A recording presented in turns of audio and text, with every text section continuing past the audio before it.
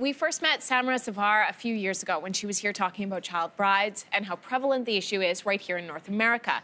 It's a topic Zafar is well acquainted with, having been forced to marry a stranger when she was just a teenager. Here she is on her wedding day. After surviving years of abuse, Zafar was able to get an education, get out of her marriage, and become an outspoken advocate for women. Samra Zafar joins us this morning with her inspiring story. Welcome back. Thank you. We'll get right to it. I want to talk about the first time you saw your husband. It was the day before your wedding in 1999. You were just a teenager at the time. So what went through your mind when you found out you were to be part of an arranged marriage? The first time I saw him, I thought he looked like somebody who could be a friend of my father's. I was in high school. I was in grade 11. I had just finished grade 11, and all my friends looked, they were all my age, and they were people I could just hang out with and, chill with and have coffee with and, be very casual and joke around with. And he looked like a bit of an older father figure. Yeah, it was very hard for me to imagine my life being with him. And then the life you had with him, quickly you found out it wasn't going to be that fairy tale. There was abuse that happened, emotional abuse and then physical abuse. And it was the cycle of abuse that we see so often among domestic violence survivors. How did you manage to break out of that cycle? It was always a struggle. Like, there were so many times when I would leave and I would this is it, I'm done. I can't take this anymore. And then I would go back and that's what the cycle of abuse looks like. It's not always black and white. It's not always all bad, and that's why women have such a hard time leaving. And on average, a woman would leave 7 times before she would finally leave. So I left about 5 or 6 times and then went back. And ultimately, it was the support system that I had at University of Toronto that enabled me not to go back, because that's what survivors need. Is beyond the police and the shelters and the counseling, they need a community of support and a sense of belonging.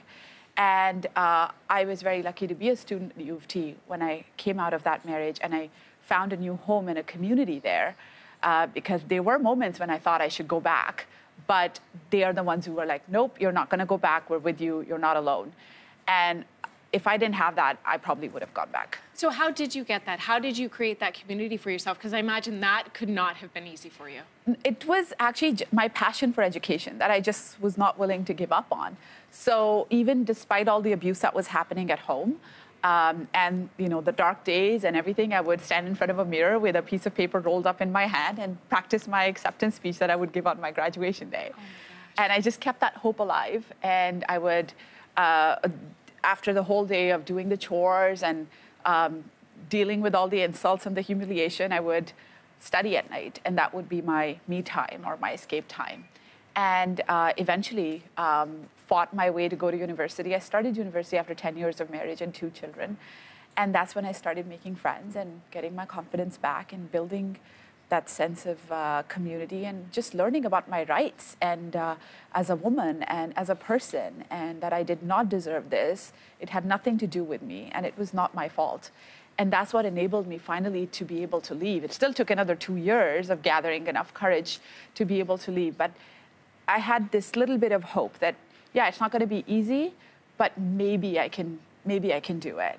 And it was after that point, it was the community around me that helped me build that resilience within myself to be able to come out of it. And I hope that that's what I want to achieve with this book, is that, women who are survivors or victims, and God knows, like hundreds and thousands of women write to me every week telling me how touched they've been through my story, and this happened to them too, or it's happening. And if you see more than half of women in Canada will have suffered physical or sexual violence at some point in their lives. And when you take into account emotional and psychological abuse, it's much higher. So I really hope that this will enable women to find that courage, because it lies within them. The strength lies within them. And it's not easy. It wasn't easy for me, and you can still do it. Samra, thank you so much for being in here today. No doubt you are an inspiration to so many who have gone through similar experiences that you have, or who are dealing with violence on their own. So thank you. You're giving them a voice, and we so appreciate you coming in. Thank you very much. The book is, just a reminder, called A Good Wife.